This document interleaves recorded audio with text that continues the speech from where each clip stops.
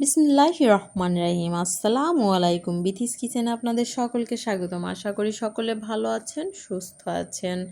আজ আমি আপনাদের সাথে শেয়ার করব সাবু দিয়ে তৈরি ডেজার্ট। খুব সহজভাবে অল্প কিছু উপকরণ দিয়ে ডেজার্ট তৈরি করে দেখাবো। একজন গেস্ট আসলে যত দ্রুত এই নাস্তাটি দেয়া যায় তাই আমি আপনাদের সাথে চেষ্টা করি এবং আমি বাসায় তৈরি করে যেটা স্বাদ লাগে এবং ভালো লাগে সেটাই আপনাদের সাথে শেয়ার করার চেষ্টা করি।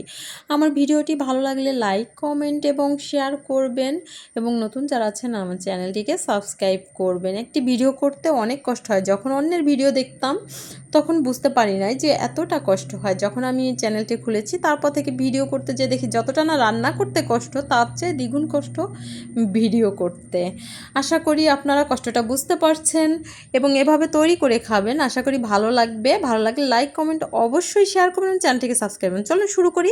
আমি এখানে একটি সসপ্যান নিয়েছি এবং চুলাটা অন করে দিয়েছি। 1 মগ পরিমাণে পানি নিয়েছি, 1 কাপ পরিমাণে সাবু দিচ্ছি।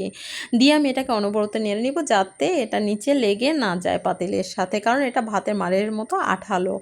এটা ভালোভাবে নেড়ে নিতে হবে যাতে আমার এটা লেগে না যায় নিচে। এভাবে করে নাড়িয়ে আমি এটাকে সেদ্ধ করে নিয়েছি এবং একটা চালনিতে আমার এটা হয়ে গেছে। আমি একটা চালনিতে ঢেলে নিচ্ছি এবং ঠান্ডা পানি দিয়ে এটাকে ভালোভাবে ধুয়ে নিচ্ছি যাতে আঠালো ভাবটা চলে যায়। এবারে অন্য একটি প্যান নিয়েছি এবং 1 মগ পরিমাণে পানি নিয়েছি, 1 কাপ পরিমাণে আমি গুঁড়ো দুধ নিয়েছি, নিয়ে আমি ভালোভাবে নেড়ে নিয়েছি এবং 5 চামচ পরিমাণে আমি এখানে চিনি নিয়েছি। চিনিটা আপনাদের স্বাদ মতো, আপনারা বেশি খেলে বেশি নেবেন এবং সামান্য পরিমাণে লবণ নিয়েছি, এটা না দিলেও চলবে, আপনাদের ইচ্ছা। আমি এখানে 2 চামচ পরিমাণে কাস্টার্ড পাউডার নিয়েছি, নিয়ে আমি একটা পানি দিয়ে একটা বাটিতে গুলিয়ে রেখেছি। এভাবে করে দুধটা আমি জাল দিয়ে নিচ্ছি অনবরত নেড়ে। এবার আমি সাবুটা দিয়ে দিব। সাবুটা দিয়ে আমি এই গরম দুধে ভালোভাবে গলিয়ে নেব, এর সাথে মিশিয়ে নিব যাতে এর সাথে মিশে যায়। জাল দিয়ে নিচ্ছি আমি এভাবে করে একটু ঘন করে। এবার আমি কাস্টার্ড পাউডারটা দিয়ে দেব।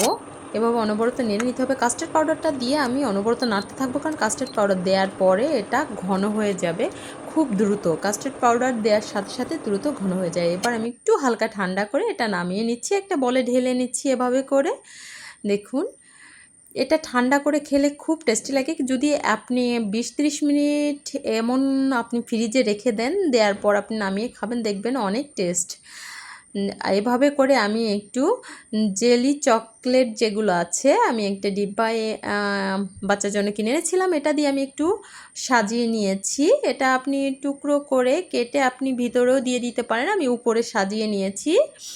নিয়ে আমি এভাবে, আপনি যদি ঠান্ডা করে এটা খান আশা করি ভালো লাগবে বেশি।